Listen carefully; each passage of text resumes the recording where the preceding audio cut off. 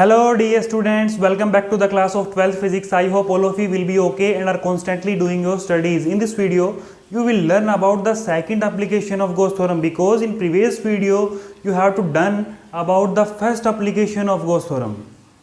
This second application named electric field due to the uniformly charged spherical cell. This is important for you. So guys, keep continue watching this video. Without wasting of time, let's start the topic.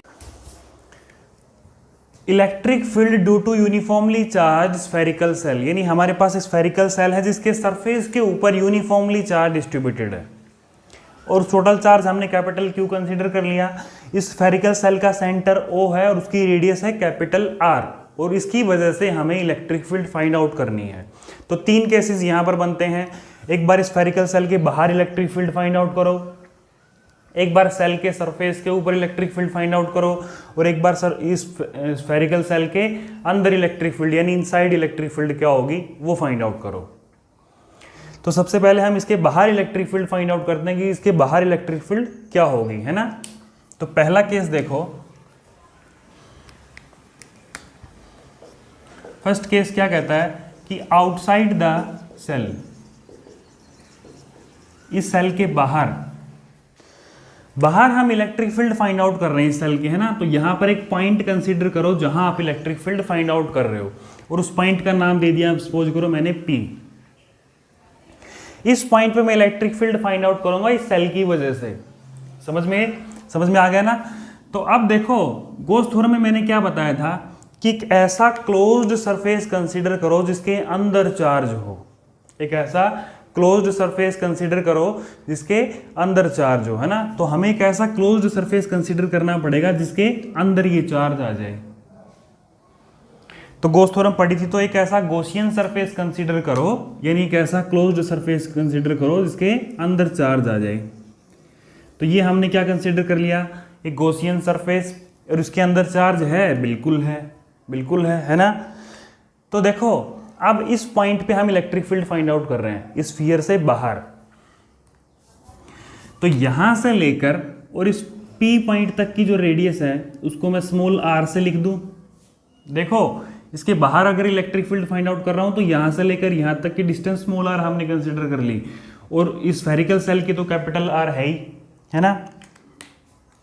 तो Gauss theorem apply करो। Gauss theorem क्या कहती है कि closed surface of E into ds is equal to Q upon epsilon naught, है ना। एक ऐसा क्लोज्ड सरफेस कंसीडर करो जिसकी वजह से जो चार्ज हो वो अंदर हो, यानी एनक्लोज्ड हो, या फिर इनसाइड वाला चार्ज भी आप लिख सकते हो या इनसाइड भी आप लिख सकते हो, ठीक है। तो डॉट प्रोडक्ट को हटाते हैं तो किसका यूज करते हैं, कोस थीटा का, is equal to Q upon epsilon naught. Theta देखो यहाँ किस किस के बीच का एंगल है, थीटा यहां पर है इलेक्ट्रिक फील्ड और एरिया एलिमेंट के बीच का एंगल। एरिया एलिमेंट अब कैसे लिखोगे इसमें बताओ।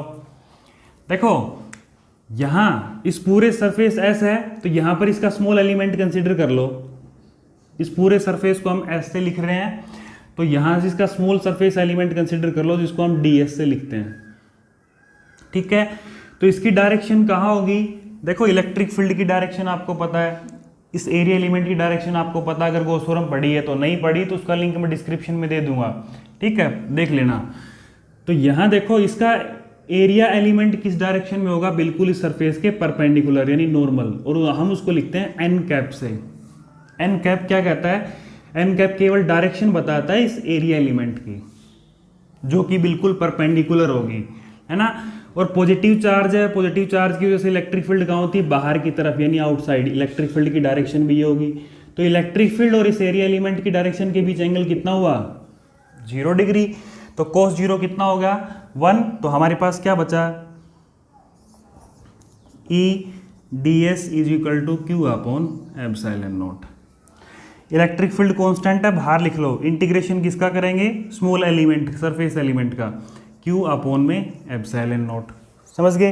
तो यहां देखो अगर हमारे पास टोटल चार्ज कैपिटल क्यू है तो स्मॉल क्यू की जगह आप क्या लिख लोगे, कैपिटल क्यू, क्योंकि हमारे इस क्लोज्ड सरफेस के अंदर ये कैपिटल क्यू चार्ज एनक्लोज्ड है तो यहां पर कैपिटल क्यू लिख लोगे, ठीक है।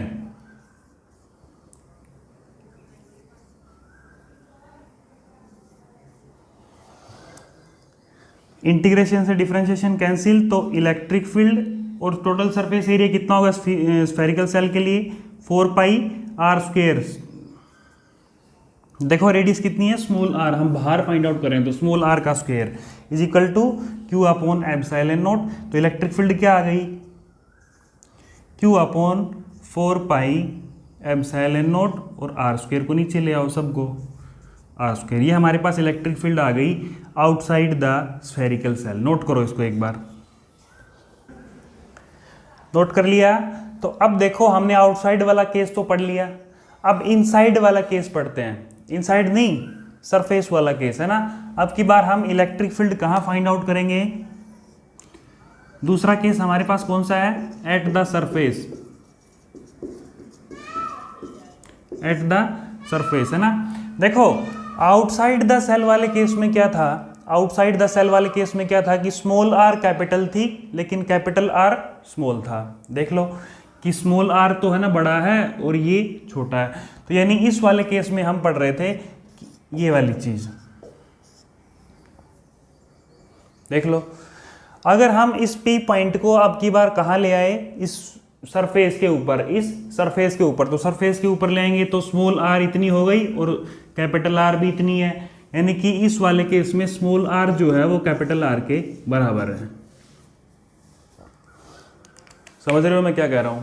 अब की बार इस पी पॉइंट को उठा के मैं यहां ले आता हूं। देखो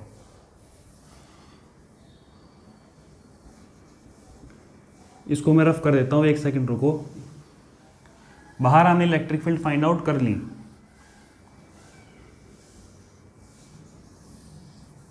अब सही है। अब देखो यहां सरफेस पे हम इलेक्ट्रिक फील्ड फाइंड आउट कर रहे हैं, तो ये पॉइंट कंसीडर कर लिया। तो यहां देखो ये स्मॉल आर कैपिटल आर क्या है? बराबर है। तो सरफेस के ऊपर अगर हम इलेक्ट्रिक फील्ड फाइंड आउट करें तो कैसे फाइंड आउट करोगे? सेम स्मॉल एलिमेंट कंसीडर करोगे, उस एलिमेंट का एरिया वेक्टर इस डायरेक्शन में होगा, पॉजिटिव चार्ज है सरफेस पे, इलेक्ट्रिक फील्ड भी बाहर की तरफ होगी, दोनों के बीच का एंगल 0, तो सेम कंडीशन आ जाएगी cos 0, तो cos 0 हो जाएगा 1, तो टोटल सेम यही कंडीशन आ जाएगी। ठीक है, फर्क क्या रहेगा? स्मॉल आर और कैपिटल आर बराबर है। तो यहां देखो रिजल्ट में स्मॉल आर है और स्मॉल आर किसके बराबर है? कैपिटल आर के। तो इलेक्ट्रिक फील्ड क्या आ गई? Q अपॉन में 4 पाई एप्सिलॉन नॉट और आर स्क्वायर, क्योंकि स्मॉल आर किसके बराबर है? कैपिटल आर के, तो आर स्क्वायर। ये किसके ऊपर आ गया भाई? At the surface. देख लो ध्यान से एक बार। अब देखो सरफेस के ऊपर चार्ज है, सरफेस के ऊपर चार्ज है, तो यहां पे जो चार्ज डेंसिटी यूज करोगे ना वो कौन सी यूज करोगे? सरफेस चार्ज डेंसिटी, है ना। सरफेस चार्ज डेंसिटी को हम किससे लिखते हैं? देख लो ध्यान से, सिग्मा से लिखते हैं, है ना। और सिग्मा किसके बराबर होता है? Charge upon area. एरिया क्या होता है? 4 pi R square, 4 pi R square, समझ गए। तो यहां पे सिग्मा क्या आया? Q upon 4 pi R square. अगर हम Q की वैल्यू यहां निकालना चाहें, अगर हम यहां से किसकी वैल्यू निकालना चाहें, सपोज करो Q की वैल्यू हम यहां पे निकालना चाहें, तो 4 पाई आर स्क्वायर को उधर भेज दूं सिग्मा के मल्टीप्लाई में, sigma into 4 pi R square, ये Q की वैल्यू आ गई। ठीक है, देखो इस Q की वैल्यू हम यहां पर पुट कर दो तो आपके पास इलेक्ट्रिक फील्ड क्या आ गई? Sigma into 4 pi R square upon में नीचे क्या है?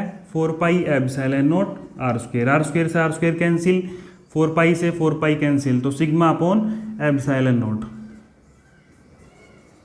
Electric field surface charge density के रिलेशन में ये आ गई, है ना। अगर सरफेस चार्ज डेंसिटी की टर्म में हमें इलेक्ट्रिक फील्ड फाइंड आउट करनी है ना, तो इस तरीके से आपको फाइंड आउट करनी है। ध्यान रखना, अगर स्फेरिकल सेल के सरफेस के ऊपर चार्ज है तो वहां इलेक्ट्रिक फील्ड क्या होगी? Sigma upon epsilon not. Note करो एक बार।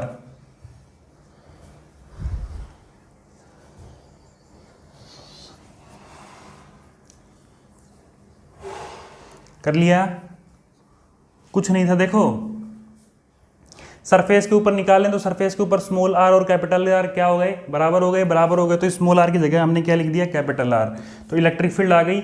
देखो अब हम इस इलेक्ट्रिक फील्ड को सरफेस चार्ज डेंसिटी की टर्म में लिख रहे हैं, तो इस चार्ज को क्या लिख सकते हो, surface charge density into area, क्योंकि सरफेस चार्ज डेंसिटी क्या होती है, Q अपॉन में A, और Q अपॉन में एरिया क्या होगा 4πr²।